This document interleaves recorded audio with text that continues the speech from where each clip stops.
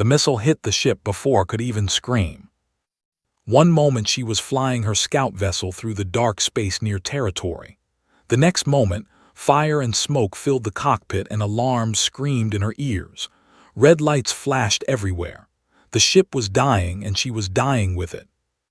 Was a lieutenant in the United Earth Space Force. She was 28 years old. She had black hair cut short for convenience and eyes that had seen too many battles for someone so young. Her mission was simple: fly close to enemy space, take pictures, record data, come home safe. But 3 hunter ships had found her. There were monsters. That was what every human soldier learned on their first day of training.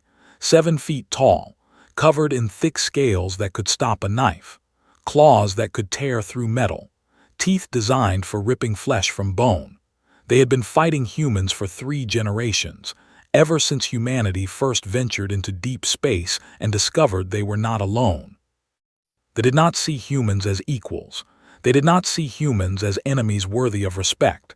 They saw humans as food, as prey, as soft, weak creatures who had somehow learned to build starships but were still nothing more than meat. Ship fell through the atmosphere of Prime, the enemy. She pulled at the controls, trying to slow the descent, trying to find somewhere safe to crash. But there was no safe place on an enemy planet. There was only less dangerous and more dangerous. She chose a forest. Trees might slow her down. Trees might hide the crash site. The impact was terrible. Metal screamed as it tore apart, was thrown against her restraints so hard that she blacked out. When she woke, she was hanging upside down in her ruined cockpit, blood dripping from a cut on her forehead. She had survived. Somehow she had survived. But survival on Prime was not a blessing. It was just a slower death. Managed to send one distress signal before the ship's power died completely. A single burst of data, screaming into the void, hoping that somewhere out there a friendly ship might hear it. But she knew the truth. She was deep in enemy territory. Rescue would take weeks if it came at all. She crawled out of the wreckage and tried to run. She did not get far. The hunting party found her within an hour. 5 of them moving through the forest with the silent grace of natural predators. Their amber eyes glowed in the dim light. Their scales were dark green, the color of the forest around them. They wore armor and carried weapons, but knew they did not really need either. A single could kill a human with its bare hands. 5 of them was overkill. Fought anyway. She had a pistol at her hip and she drew it and fired, hitting one of the hunters in the shoulder. The snarled in pain but did not fall. Another one lunged at her, claws extended, and she dodged just barely, feeling the wind of its strike pass her face. But she was wounded, she was tired, she was alone. They took her down with a blow to the back of her head. The last thing she saw before darkness claimed her was the circle of amber eyes staring down at her, filled with hunger and contempt. When woke again, she was in chains. The cell was underground. She could tell by the smell of earth and the dampness in the air. The walls were stone, old and cracked. The chains that held her wrists were iron, bolted directly into the rock. A cage of thick metal bars separated her from the rest of the room. This was not a modern prison. This was something ancient, something they had used long before they learned to build starships. Understood why they still used it. They did not believe in giving their prisoners comfort. They did not believe in treating captured enemies with respect. To them, a prisoner was just prey that had not been eaten yet. She tested the chains, they were solid. She tested the bars, they were thick and strong. There was no escape. Through the bars she could see a corridor lit by dim orange lights. Soldiers walked past occasionally, their heavy footsteps echoing on the stone floor.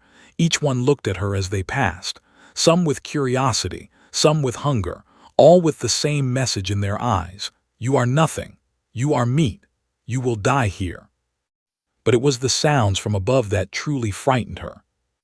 At first she thought it was construction, metal scraping against rock, tapping and scratching, but then she heard the voices, high-pitched, excited, chattering in the language. Children, cubs. Blood went cold. She was being held beneath a nursery. A door opened somewhere down the corridor and heavy footsteps approached. An officer appeared at her cage. He was bigger than the others, his scales darker, his body covered in old scars. One of his eyes was clouded white, damaged in some long-ago battle. His remaining amber eye studied her like a butcher studying a cut of meat. "You are awake," he said. His voice was deep and rough, like stones grinding together. He spoke in the common galactic language, the one used for trade and negotiation between species. His accent was thick, but understood him clearly. She said nothing, she just stared at him. "I am Commander," the officer continued. "This is my outpost, my territory, my prison." He leaned closer to the bars. "And you are my prisoner." Still said nothing. Smiled, it was not a pleasant expression. When smiled, they showed their teeth, and teeth were made for killing. "You will be questioned," he said. "Our intelligence officers will want to know everything. Your ship codes, your fleet positions, your mission parameters. You will tell them everything." "I will tell them nothing," said. Her voice was calm, steady. She would not give this creature the satisfaction of seeing her fear. Laughed, the sound was like rocks falling down a mountainside. "They all say that at first, humans especially. Your kind thinks you are so brave, so strong." He shook his head slowly. "But you are soft, weak. You break easily." Above them, the scratching sounds continued. The cubs were digging at something. Could hear their excited chittering through the stone ceiling. Looked up and his smile grew wider. "Do you hear that? Those are my children, 7 of them, strong and healthy." He looked back at. "They are learning to hunt. They need practice." Felt ice form in her stomach. "When we are finished questioning you," continued, "when we have taken everything useful from your soft little head, you will be given to them, a training exercise." He pressed his face against the bars. "They can already smell you, human. They can smell your blood, your fear. They are very excited to meet you." He turned and walked away, his heavy footsteps fading into the darkness. Sat in her chains, alone in the dark, listening to the eager digging above her head. She was not afraid of death. She had made peace with death long ago, the first time she flew into battle against the. Every soldier in the Earth fleet knew they might not come home. That was the price of fighting monsters. But being eaten alive by children was something else entirely. She closed her eyes and forced herself to breathe slowly. Panic would not help her. Fear would not save her. She needed to think. She needed to plan. She needed to find a way to survive long enough for rescue to come. If rescue came at all. The scratching above her grew louder. The cubs were getting closer. Opened her eyes and stared up at the ceiling. "Come on then," she whispered into the darkness. "Let us see who is really the prey here." 3 days passed in the darkness. Learned the rhythm of the prison. Guards changed every 8 hours. Food came twice a day, pushed through a slot at the bottom of her cage. It was raw meat, bloody and cold. They expected her to eat it like an animal. The first day she refused. The second day hunger won. She ate the meat with her bare hands, blood running down her chin, telling herself that survival mattered more than dignity. She also learned the rhythm of the cubs above her. They were most active in the morning and evening. During midday, they slept. At night, they played, running and wrestling and making high-pitched sounds that might have been laughter. And always, always they dug. The scratching never stopped completely. Even when most of them were sleeping, at least one cub continued to work at whatever hole they were making. They were trying to reach her, knew this with cold certainty, had told her she would be given to them as hunting practice, but the cubs were not waiting. They wanted to see the strange creature that smelled so different from anything they had encountered before. The interrogations began on the second day. 2 officers came to her cell, unlocked the cage, and dragged her to a room down the corridor. The room had a metal chair with straps for holding prisoners in place. It had tools hanging on the walls. Did not look too closely at the tools. They strapped her into the chair and began asking questions. What was her mission? Where was her ship going? How many Earth vessels were in this sector? What were their fleet positions? What were their attack plans? Gave them nothing. They hit her, they cut her. They used devices that sent pain shooting through her body like lightning. They threatened her with worse, much worse. Still gave them nothing. The interrogators grew frustrated. They were not used to prey that fought back. Other species broke quickly under their methods. A few hours of pain, and most prisoners would tell them anything just to make it stop. But humans were different. Had been trained for this. Every soldier in the Earth fleet received resistance training. They learned how to handle pain. They learned how to protect information. They learned the tricks that interrogators used and how to resist them. More importantly, they learned that humans had been hurting each other for thousands of years. Whatever they could do to her, humans had probably done worse to each other at some point in their bloody history. They did not understand this. They saw humans as soft and weak because human bodies were soft and weak compared to scales and claws. But they did not understand that human minds were hard. Human will was strong. Humans had survived ice ages and plagues and wars that killed millions.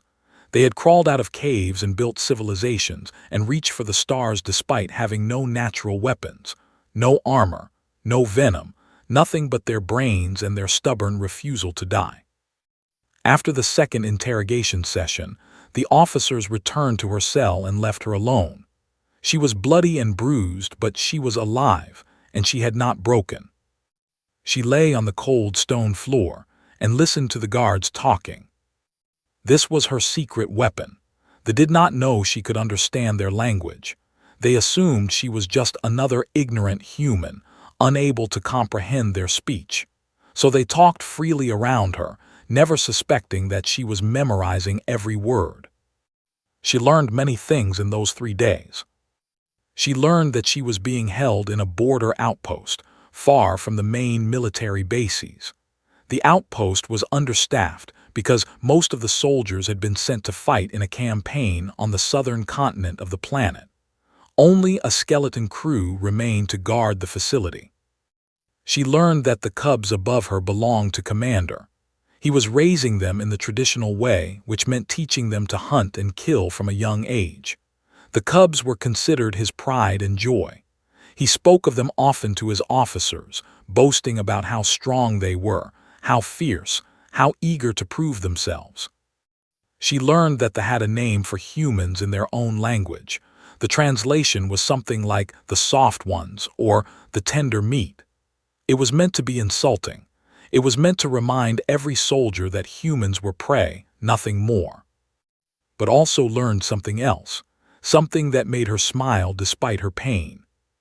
Late on the third night, 2 guards stood outside her cell, talking in low voices. They thought she was asleep. They thought they could speak freely. "I do not like this assignment," one guard said. He was young, his scales still showing the bright patterns of youth. "Guarding a single human while our brothers fight and die on the southern front." "Orders are orders," the other guard replied. He was older, his scales faded, and the commander wants the prisoner alive for questioning. What is there to question? She is just one scout, one small ship. She knows nothing important. The older guard made a sound that might have been a laugh. "You have never fought humans before, have you?" "No, this is my first posting." "Then you do not understand." The older guard's voice dropped lower. "My clutch brother served at the Battle of the Line, 40 soldiers in his unit, 40 of our best warriors." "What happened?" "Humans happened." The older guard was quiet for a moment. 3 came home, 3 out of 40. My brother was one of them, and he has never been the same. He wakes up screaming in the night. He jumps at shadows. He says the humans would not stop. You would wound them and they would keep fighting. You would kill one and 10 more would appear, always screaming, always attacking. They fought like they had nothing to lose. They fought like they were already dead. The young guard shifted nervously. "But they are so weak. No scales, no claws. Their eyes cannot see in the dark. How can they be dangerous?" "I do not know, but they hold half the sector now. Half the sector that used to be ours. They came out of nowhere, these soft little creatures, and now they fight us to a standstill. The older guard looked towards Cell. Never underestimate them. That is what my brother told me. Never think they are just meat. The conversation ended. The guards moved away. Lay in the darkness, smiling to herself. The feared humans. They did not admit it openly. They still called humans prey and meat and soft ones. But deep down in the places they did not talk about, they were afraid. Good. Above her, the scratching suddenly grew louder. The cubs had broken through something, some layer of stone or metal that had been slowing them down.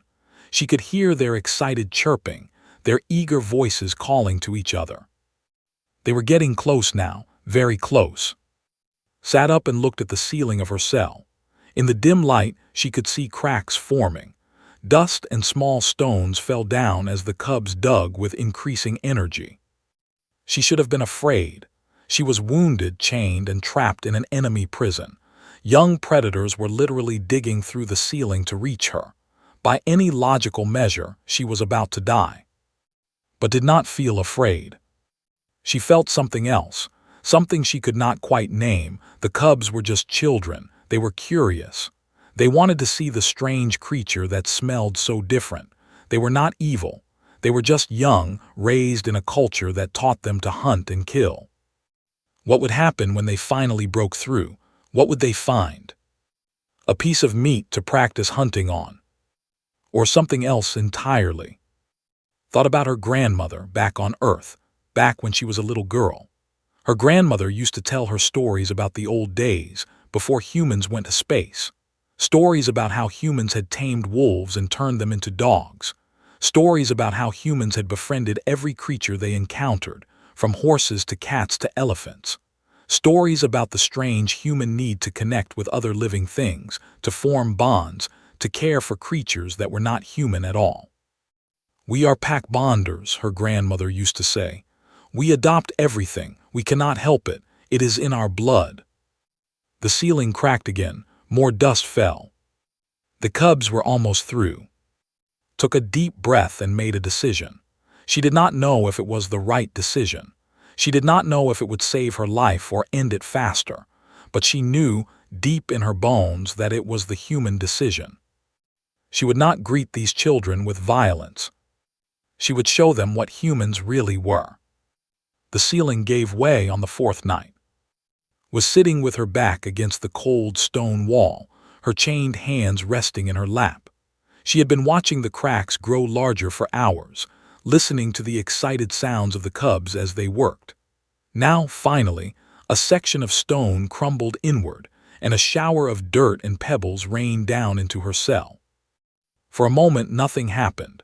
Could see the hole in the ceiling, dark and rough-edged. She could hear breathing, fast and nervous. The cubs were looking down at her, trying to see in the dim light. Then the first one came through. It was small, much smaller than she had expected. The cub was barely larger than a human child, perhaps 4 or 5 years old by Earth standards. Its scales were mottled, not yet darkened to the green of adult. Its eyes were large and round, not yet narrowed into the predatory slits of its parents. When it fell through the hole and landed on the floor of her cell, it made a sound that was almost like a squeak. The cub scrambled to its feet and stared back. They stayed like that for a long moment, predator and prey, child and prisoner, neither one moving. The cub's nostrils flared as it smelled the air. Its small claws clicked nervously on the stone floor. It had never seen anything like her before. She was strange, alien, fascinating. "Hello," said softly. The cub flinched at the sound of her voice and took a step backward. Its eyes went even wider. It made a soft chittering noise, calling to its siblings above. More cubs began to come through the hole. One by one, they squeezed through the opening and dropped into the cell. Some landed gracefully. Others tumbled and rolled. All of them immediately focused on, their large eyes fixed on her with intense curiosity. 7 cubs in total, just as had said. They surrounded her in a loose circle, keeping a safe distance. They chirped and clicked at each other, communicating in sounds that could not translate. Young apparently had their own language, different from the adult speech she had learned. The smallest cub, the one who had come through first, took a hesitant step forward. Its nose twitched. It reached out one small clawed hand toward, then pulled back, uncertain. Could have attacked them. The thought crossed her mind, cold and clear. These were the children of her captor, the children of her enemy. If she killed them or hurt them badly enough, it would devastate, it would weaken him. It might even create an opportunity for escape. Her hands were chained, but chains could be weapons too. She could swing the heavy iron links. She could fight. She had been trained to use anything as a weapon. The smallest cub took another step forward. It tilted its head to the side just like a curious puppy. Its eyes held no malice, no hatred, only wonder. Made her choice. She did not move. She did not threaten. Instead, she slowly raised her chained hands, palms open, showing she meant no harm. "It is okay," she said, keeping her voice soft and gentle. "I will not hurt you." The cubs did not understand her words, but they seemed to understand her tone. The tension in the circle eased slightly.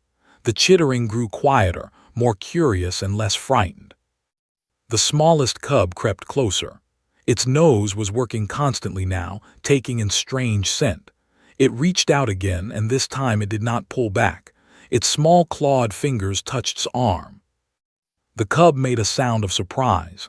It touched her again, feeling the softness of her skin, so different from scales. It looked up at her face, fascinated.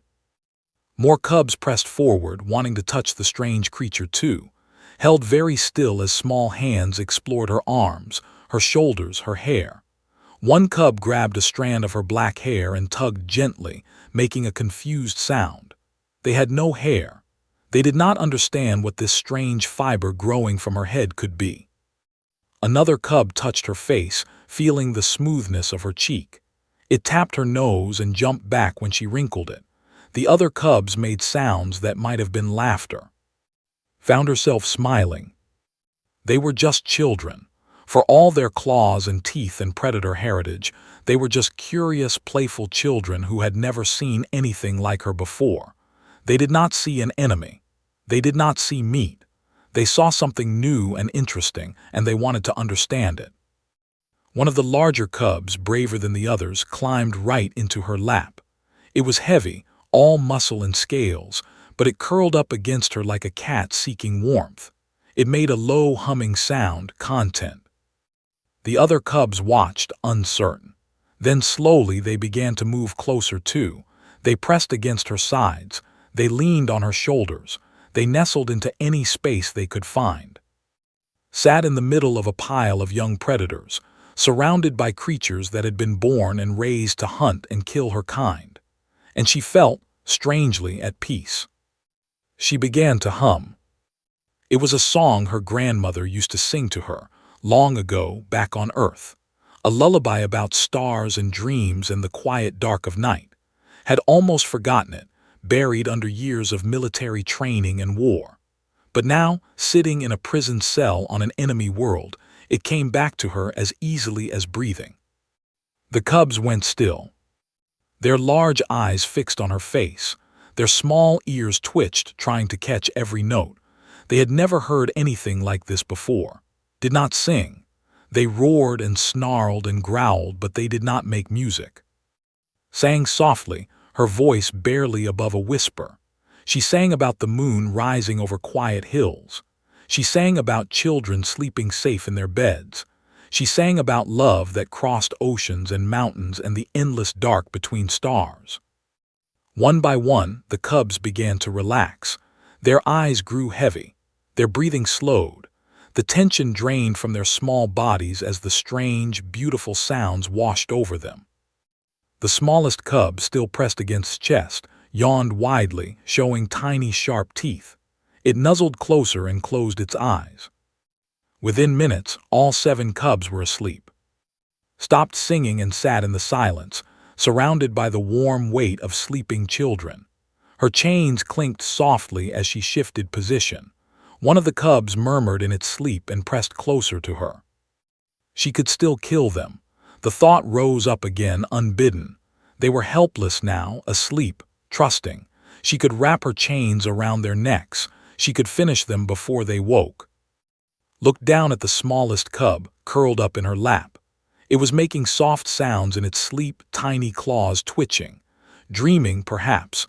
Dreaming of running and playing and exploring like children everywhere. No. She would not do it. She could not do it. Whatever the had done to her people, whatever horrors this war had brought, these were children. Innocent children who had shown her kindness in the only way they knew how. They had dug through stone and earth to reach her, not to hunt her but to satisfy their curiosity.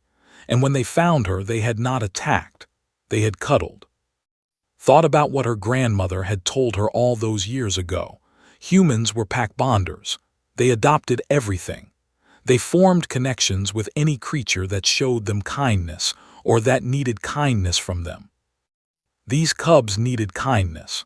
They were being raised to be killers, to see other species as nothing but prey. But they did not have to be that way. They could learn something different. They could learn that not everything strange was dangerous. They could learn that sometimes the soft creatures were worth protecting too. Leaned her head back against the stone wall and closed her eyes. For the first time since her capture, she slept peacefully. The guards found her like that in the morning, a human prisoner surrounded by sleeping cubs, all of them peaceful, all of them safe. The guards did not know what to do. They had never seen anything like it. They called for the commander. And when arrived and saw his children curled up around the creature, he had promised them as prey. His face showed an expression that no human had ever seen on it before. Confusion, wonder. And perhaps, just perhaps, the first tiny seed of doubt. Commander stood outside the cell, frozen like a statue carved from stone. His amber eye was fixed on the scene before him, unable to look away. His 7 children, his pride and joy, the future of his bloodline, were sleeping peacefully around the human prisoner. The smallest one, his youngest daughter, was curled up in the human's lap, her small claws gently gripping the fabric of the prisoner's torn uniform. The guards stood behind him, waiting for orders. They were just as confused as he was. This was not how things were supposed to work. Humans were prey. Cubs hunted prey. They did not sleep with it. "Commander," one of the guards asked hesitantly, "what should we do?" Did not answer. He was watching the human, watching the way she breathed slowly and evenly in her sleep, watching the way her bound hands rested protectively on its back. There was no fear in her posture, no tension. She slept as peacefully as if she were in her own bed, surrounded by her own family. His children should have killed her. They were young, yes, but they were. They had claws and teeth and the instincts of 1,000 generations of predators. When they found prey, they were supposed to hunt it. That was the natural order. That was the way things had always been. Instead, they had fallen asleep in her arms. The human's eyes opened slowly. She looked up without surprise, without fear. She had heard them coming, he realized. She had been awake, waiting, pretending to sleep so she would not disturb the cubs. "Good morning, Commander," she said calmly. Rage flooded through like fire. How dare she speak to him so casually? How dare she touch his children? How dare she sit there, surrounded by his offspring, acting as if she belonged? He drew his blade. It was a traditional weapon, curved and sharp, designed for close combat. He had killed many enemies with this blade. He had killed humans with it. Soft, screaming humans who begged for mercy as he cut them down. "Get away from my children," he growled. The human looked at his blade, then back at his face. She did not flinch. She did not beg. Instead, she spoke quietly so as not to wake the sleeping cubs. "I could have killed them." His grip on his blade tightened. "What did you say?" "I could have killed them," the human repeated. "Last night when they fell through the ceiling, I could have hurt them. I could have used my chains as weapons. I could have broken their necks before they knew what was happening." She looked down at, still sleeping peacefully in her lap. "But I did not. Ask yourself why." wanted to roar at her. He wanted to tear through the bars of her cage and rip her apart with his bare hands. But her words stopped him. She was right. She could have hurt his children. She had been given the perfect opportunity to strike at him, to wound him in the deepest way possible, and she had chosen not to. "Why? You think this earns you mercy?" he snarled. "You think sparing my cubs makes you anything more than meat?" "I think," the human said slowly, "that you have never really understood what humans are. I know what you are, prey, soft, weak creatures who pretend to be warriors." "Is that what you think?" The human's voice was calm, almost gentle. "You have fought us for 3 generations, Commander. 3 generations of war, and you still do not understand us." "There is nothing to understand. You are food that learned to build ships." The human smiled. It was a strange expression, unlike the snarling grins of. It was soft and sad and somehow knowing. "We are not predators," she said. "Not like you. We have no claws, no fangs, no scales. In the natural world we should have died out long ago." Snorted, "And yet you infest the galaxy like vermin." "Yes, because we have something you do not understand." The human looked up at him, meeting his eye without fear. "We are pack bonders. We adopt. We connect. We form families with anything that shows us kindness, or anything that needs kindness from us." She stroked Scales gently. The small cub made a happy sound in her sleep. "Your children came to me curious," the human continued. "They wanted to see the strange creature in the cage. They did not attack me. They touched me, smelled me, explored me, and when I sang to them they fell asleep in my arms." She looked at with something like pity. "They are not monsters yet, Commander. They are just children, and children, even children, respond to kindness." "Kindness," spat the word like poison. "Kindness is weakness. Kindness gets you killed." "Does it?" The human gestured with her chained hands at the cubs surrounding her. "I am still alive. Your children are unharmed. We both survived the night because I chose kindness instead of violence." She paused. "Can you say the same about your choices?" His blade trembled in his grip. He wanted to kill her. Every instinct in his body screamed at him to end this creature, to punish her for her insolence, for daring to question him, for touching his children without permission. But he could not stop thinking about her words. "I could have killed them, but I did not." His children trusted her. They had fallen asleep in her presence, completely vulnerable, completely unafraid. Cubs did not trust easily. They were raised to be suspicious, to see danger everywhere. If they felt safe with this human, if they slept peacefully in her arms, then on some instinctive level they had accepted her as one of their own. Stirred in the human's lap, her large eyes opened slowly, and she looked up its face with clear affection. Then she turned and saw her father standing outside the cage. "Father," chirped happily. She scrambled out of his lap and ran to the bars of the cage, pressing her small face against them. "Father, the soft one sings. She makes beautiful sounds. Can we keep her?" Stared at his daughter. Her eyes were bright and excited. There was no fear in her, no sense that anything wrong had happened. She was simply happy, happy to have met something new and wonderful. The other cubs were waking now, yawning and stretching. They gathered around at the bars, all of them chattering excitedly. "She does not bite at all. Her skin is so smooth. She smells strange but nice. Can she sing more songs?" Looked from his children to the human.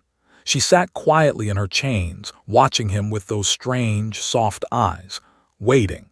She had played her move in this strange game, and now she was waiting to see what he would do. From above, in the main part of the outpost, could hear footsteps. His officers were coming. They would want to know what had happened.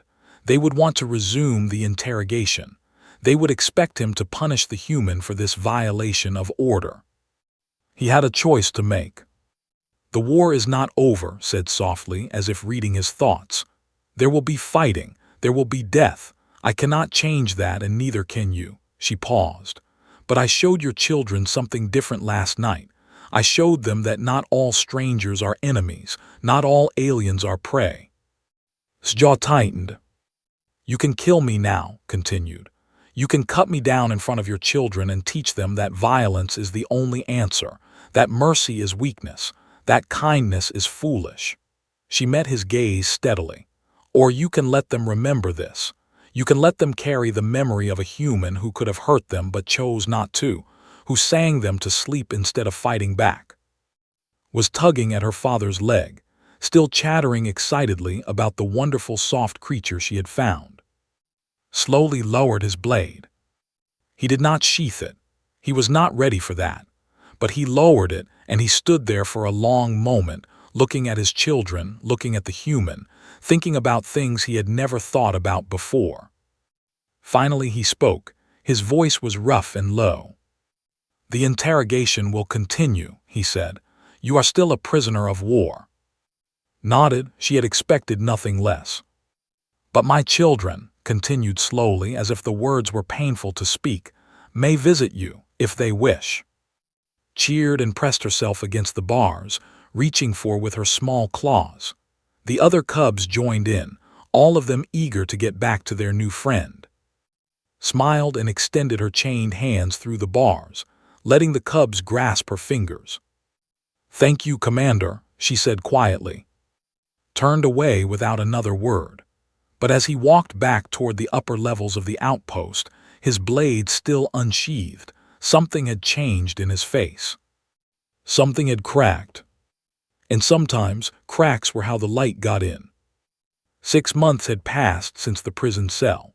6 months since a human woman had sung lullabies to enemy children in the darkness of an outpost. Stood on the observation deck of Station Horizon, the largest human diplomatic outpost in the neutral zone. She was wearing her dress uniform now, clean and pressed, the medals on her chest catching the light of distant stars. 2 promotions had come with her rescue. 2 promotions and a legend that had spread through the entire Earth fleet. The woman who befriended monsters. The woman who sang to predators. The woman who proved that humans were more than soft flesh and weak bones. But did not feel like a hero. She felt tired, tired of war, tired of death, tired of watching young soldiers go off to fight and never come back. "They are here," a voice said behind her. Turned. Admiral stood in the doorway, his gray hair neatly combed, his old face lined with decades of command. He had been fighting the longer than had been alive. He had lost friends, family, entire crews to the endless war. If anyone had reason to hate the enemy, it was him. But he was smiling. "I never thought I would see this day," the Admiral said quietly. "A diplomatic vessel in human space, under a flag of peace." "Neither did I, sir." They walked together to the main docking bay. A crowd had gathered there, human soldiers and diplomats and journalists, all waiting to witness history. The mood was tense. Many of these people had lost loved ones to the... Many of them had nightmares about amber eyes and sharp teeth. Welcoming the enemy into their home went against every instinct. But they were here, they were watching, they were willing to try. The airlock opened with a soft hiss. The first to step through was Commander. Had not seen him since her rescue. A joint Earth operation, the first of its kind, had arranged for her to be moved to a different facility, one closer to the border.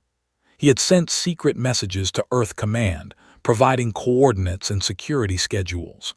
When the rescue team arrived, they found waiting for them with 7 young cubs who refused to let her go. It had taken hours to convince the cubs that needed to return to her own people.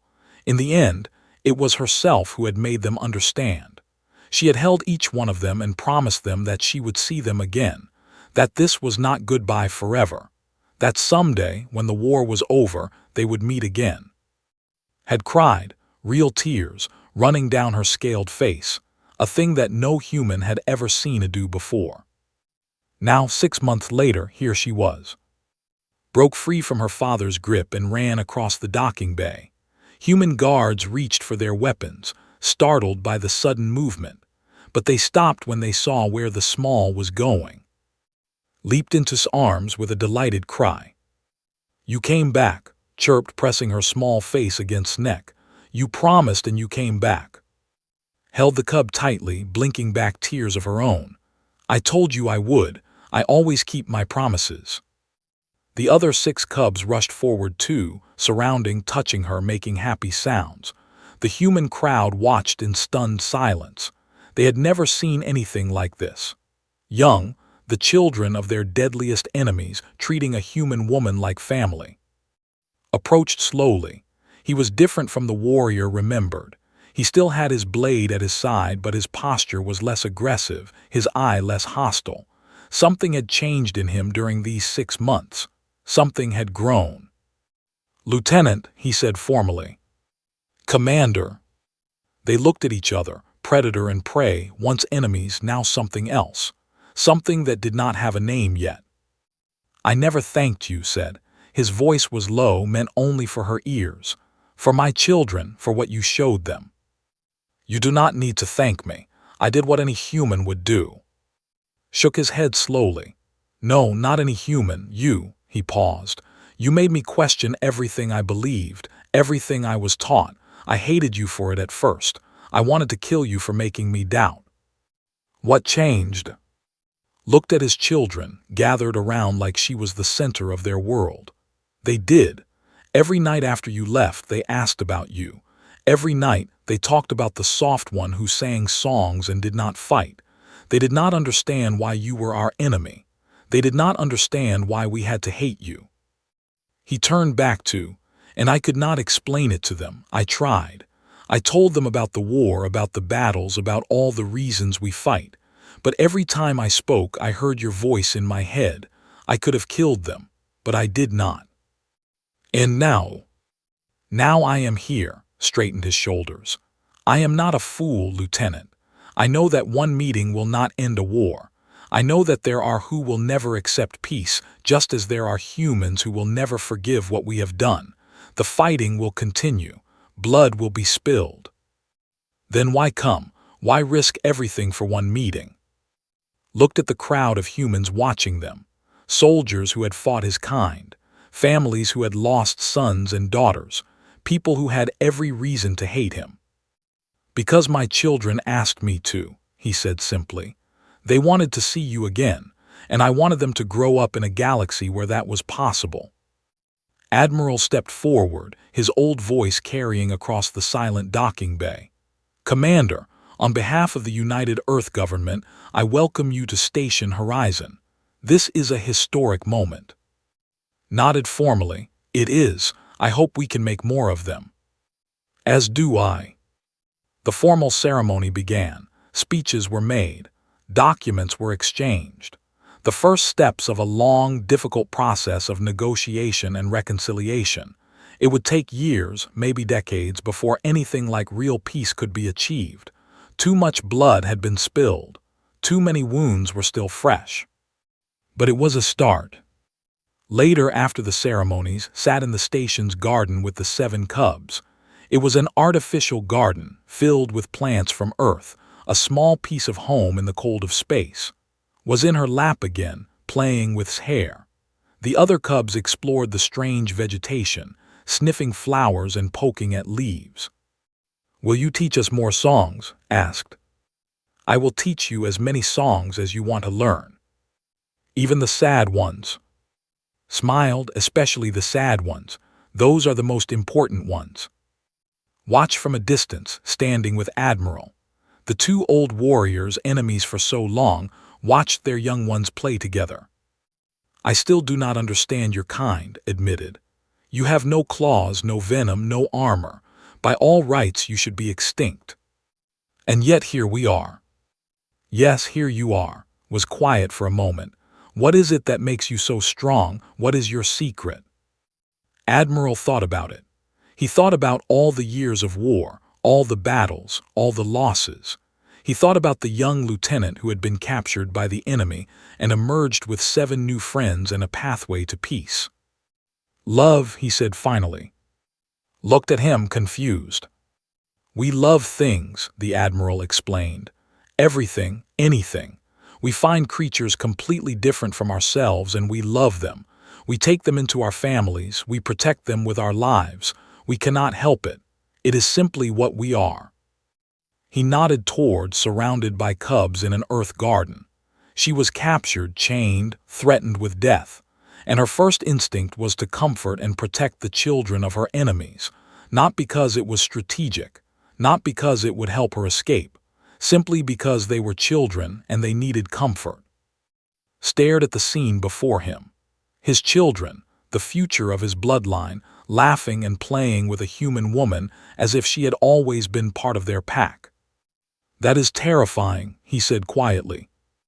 Admiral smiled. "Yes, we know." The stars turned slowly outside the station windows. Somewhere in the galaxy, battles still raged. Ships still burned. Soldiers on both sides still died for reasons they barely understood. The war was not over. But in a small garden on a diplomatic station in the neutral zone, 7 cubs learned a human lullaby. They learned that the soft ones were not prey. They learned that kindness was not weakness. And when they grew up, when they became the leaders and warriors and decision-makers of their generation, they would remember. They would remember a woman in chains who could have fought but chose to sing instead, who could have hurt them but chose to hold them, who showed them that the galaxy did not have to be a place of eternal war. That was the message had sent, chained in a prison cell on an enemy world. That was the power of humanity. Not strength of body, not speed or claws or venom. Just the simple, unstoppable ability to love.